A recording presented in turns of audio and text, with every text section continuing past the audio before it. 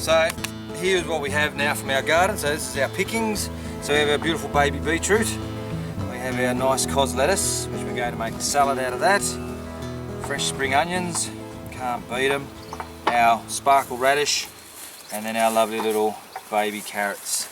And also little icicle radishes, which we've just discovered. But Phil knew that they were there all the time, and he was holding out on us. So these are like a daikon radish. That's right. So look at the size, and they're magnificent. I reckon you could almost grow them, Phil, and restaurants would love them. Yeah, that's they would be jumping all over those. All right, that's my next thing. That's your next thing.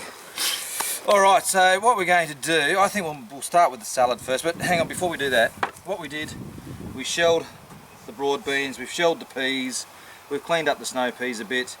And we've just sort of kept our asparagus. With asparagus, like you saw Phil cut it off at the bottom, what we do, we'd get our pencil asparagus and we'd just go along and we'd snap it.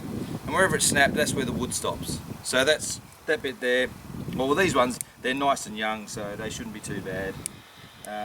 Get rid of that scrap basket. So I'm going to keep them whole because I think they'll just go well for a gun. So we're going to put all of those into the bowl and we'll fry them off in a minute. Beautiful. So with our lovely cos lettuce. We're just going to do a salad here. A salad. Are you going to chop it, or are you just going to leave the leaves as whole? Look, I think what we'll do is we'll just get rid of the stalks, just to tidy them up a bit, and then we'll lay them around. Yeah, so we keep all our scraps, and it will either be composted or we'll blitz it up for the chooks to eat, so nothing gets wasted. So if it's not cooked, it's eaten by something, be it worms or chickens or sheep. What we are going to do, Phil, is we're going to use a couple of these young radish leaves. Yeah, nice. We'll put them in with the salad. So like you were saying, nice and peppery, but not too peppery for this lot. So just the young leaves for this, rather than the big old ones. What happens to the old ones when you eat them? They're not nice, Phil. They're not nice? No, they're not nice. Not a pleasant texture? Not a pleasant texture or taste. All about, when we're doing our stuff, we're always keeping in mind about our textures, about our shapes, about our presentation. Geez, that's nice, Phil. They look beautiful. For all the youngsters out there as well that have never seen a cork in a wine bottle, this is a bottle opener. This is a waiter's friend. What are you opening there, Phil? This is Chefaholic's red wine vinegar, and I have to say this is possibly the best vinegar I've ever used. Huh? Interesting tale that I hear. It's a story. It's a story. You smell the cork. That is fantastic. Wow. Wow. That's nice.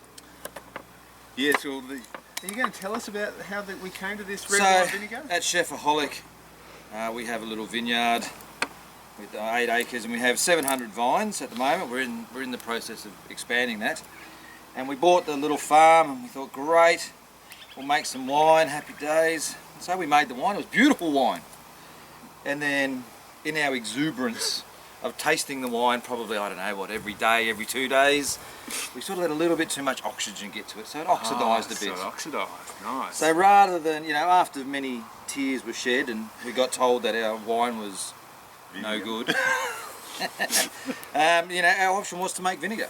And so we ended up, using a mother culture and some white vinegar, and basically what that did, took the alcohol out of the wine. Yep. And we've let that sit now for well over 12 months. And what you end up with is a vinegar that tastes like wine without the alcohol.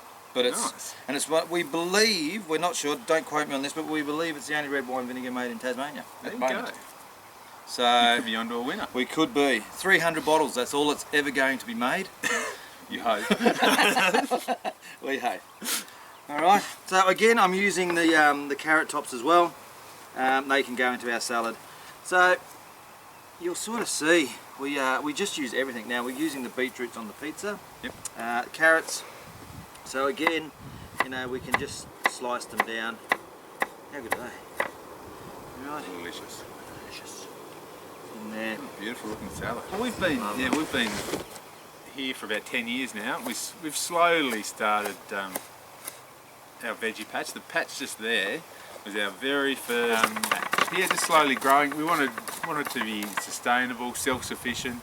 All the buzzwords that you hear all the time, but just something that we really thought was a good way to teach the kids about sustainability and not wasting anything. So we don't don't waste a lot around here.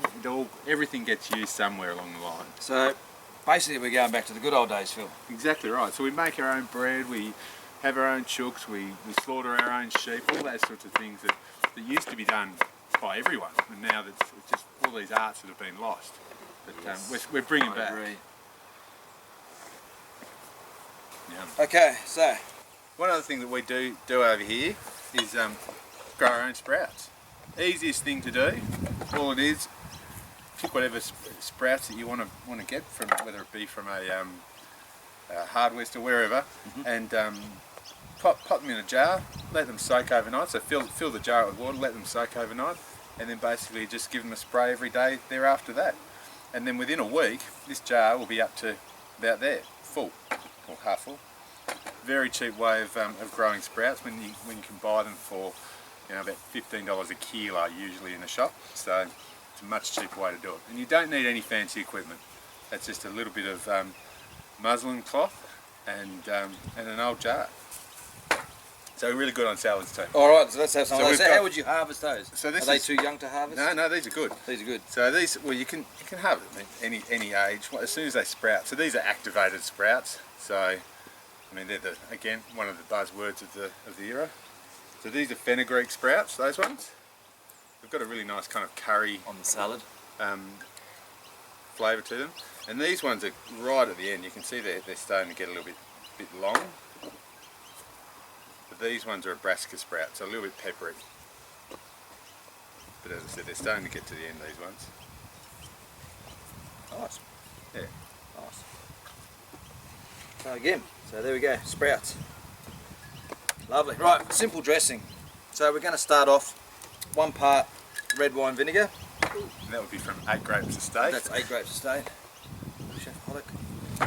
And then what we do have as well, we're right into Tassie produce here. I mean, what we grow and everything like that. So we've got some nice, where's this, Olive Grove? Olive oil. So just down the road in, what do you call it, Coal Valley there? Yep, they're a new Campania way, aren't they? Out that Then we way. go 2 parts olive oil. And for a little bit of a kick, we'll go with some lemon juice. And again, these are our lemons from, everything's coming from here essentially. Homemade truffle salt. So what we did, we got some fantastic sea salt. We got some truffles, we dried it out, mixed it in, and then we end up with truffle salt. It's beautiful. Awesome. I use it in my bread too. It gives it just that really nice, subtle truffle flavour through it. A little bit of pepper. So one of the things we always say, we dress everything, or we season everything. So even our salad, salt, pepper, and that just helps bring out that flavour. Do you want to have a taste, Phil? Yeah. How's that? Delicious. That is delicious. Nice. Right, and then a spoon over the top. And don't go overboard on it. The idea is just, you want to dress the leaves, you don't want to drown the leaves. Alright? Looks good. So, and that'll be fine. So we've got that there, lovely. So that's our little salad Perfect. that we have. And now what we'll do is we'll get on and we'll start making the pizza topping. Brilliant. Right?